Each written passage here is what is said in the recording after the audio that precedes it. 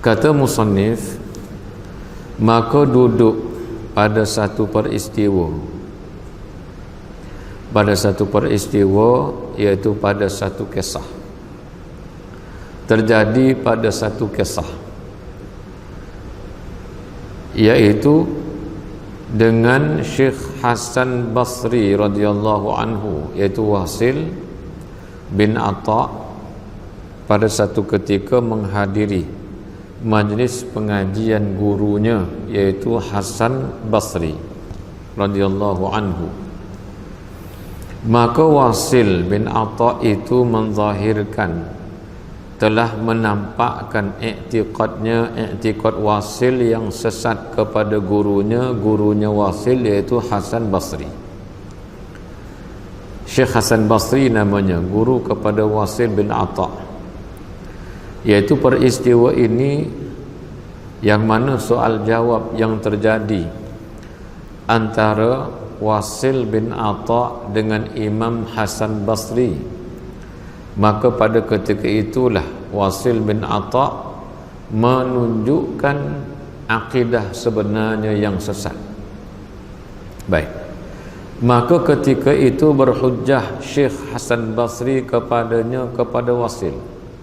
Maknanya Syekh Hasan Basri berhujjah dengan Wasil bin Atha, antara murid dengan guru berhujjah, hingga hairanlah, tercengang, kebingungan dan lemah Wasil, iaitu Wasil bin Atha tidak mampu.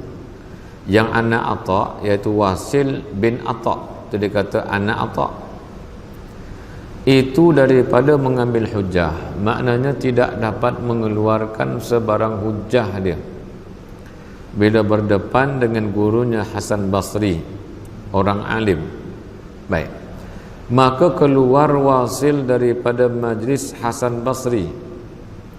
Jadi oleh kerana kekalahan dia, kalah berhujjah dengan Imam Hasan Basri, maka keluarlah Wasil bin Atha daripada majlis ilmu Hasan Basri. Dan serta Hasan Basri itu, maknanya bersama dengan Hasan Basri pada ketika itu, ketika soal jawab terjadi antara Imam Hasan Basri dengan Wasil bin Atha, ada lagi orang-orang lain yang bersama dengan Imam Hasan Basri, iaitu jamaah orang ahli ilmi, iaitu orang menuntut ilmu. Ada lagi orang lain yang datang menuntut ilmu dengan Hasan Basri, menyaksikan peristiwa tersebut. Orang ahli ilmi yang benar, maknanya dia di atas pegangan akidah yang benar, tak ikut Wasil bin Atha. Kalau seandainya akidahnya tidak benar, pasti ketika Wasil bin Atha keluar daripada majlis Hasan Basri, maka orang ini akan mengikut keluar sekali. Sekarang yang keluar cuma Wasil bin Atha. Baik, maka menamai Hasan Basri akan Wasil bin Atha itu, waktu keluarnya dia dengan panggilan Mu'tazilatun atau Mu'tazilah. Mu'tazilah ni kata puncanya i'tazala ya'tazilu i'tizalan, fahuwa mu'tazilun. Mu'tazilun itu isim fa'il, tapi oleh kerana nak kata bersangatannya, maka ditambahkan ta di akhir, dipanggil ta lil mubalaghah, iaitu bersangatan. Bersangatan keluarnya. I'tazala makna cabut asal dia, cabut sesuatu. Maka dia cabut keluar daripada majlis Hasan Basri, maka dia digelar dengan nama Mu'tazilah, atau wazannya ifta'ala i'tazala. Maka ketika keluarnya dia daripada majlis gurunya Imam Hasan Basri, maka Hasan Basri menggelarkan ini orang adalah orang Mu'tazilah, orang yang mengasingkan diri, mencabut dirinya daripada majlis yang bagus, keluar pula dia. Yang salah i'tiqadnya si Wasil tadi, iaitu simpulan iman, pegangan hatinya itu tidak tepat dengan ahli sunnah wal jamaah. Ini persoalan manzilatun baina manzilataini. Nah, ini Hasan Basri, antara Imam Hasan Basri dengan Wasil bin Atta. Baik. Yang pentingnya dia tidak sependapat dengan gurunya. Sedangkan Al-Imam Hasan Basri ini adalah ulama besar. Baik. Bahkan Imam Hasan Basri ini dikatakan hidup pada zaman Sayyidina Umar. Artinya dia seorang tabi'in, orang yang sempat bertemu dengan sahabat dipanggil tabi'in, orang yang sempat berjumpa Nabi dipanggil sahabat. Maka Imam Hasan Basri zamannya masih dekat dengan zaman Nabi sallallahu alaihi wasallam, dan dia sempat bertemu dengan khalifah Islam yang kedua, iaitu Sayyidina Umar radhiyallahu anhu. Baik. Kemudian maka sangat zahir, sangat jelas i'tiqad yang sesat, iaitu i'tiqad Wasil bin Atta itu sangat jelas kesesatannya. Hingga sampai bila sesatnya itu? Hingga zahir, hingga muncul pula. Zahir makna muncul. Maka hingga zahir, yakni muncul pula Imam Jubai. Kenapa dikatakan dia imam? Imam ni apa makna? Imam ini artinya man yuqtada bih, seseorang yang menjadi ikutan orang lain dipanggil imam. Ini diikut orang dalam masalah akidah, maka dia juga dipanggil imam. Maka Imam Al-Jubai ini adalah ikutan orang di dalam mazhab Mu'tazilah. Dan mazhab Mu'tazilah ini tidak boleh dihukumkan kafir. Cuma dia adalah pegangan yang menyeleweng, pegangan yang terkeluar daripada akidah Ahlus Sunnah wal Jamaah. Baik. Sehingga zahir pula muncul pula Imam Jubai, yang ianya itu anak Wasil, anak kepada Wasil bin Atta. Maknanya anak mewarisi fahaman bapa dia. Dan iaitu Mu'tazilah pula, dia bermazhabkan mazhab Mu'tazilah juga, sama sebagaimana fahaman bapa dia.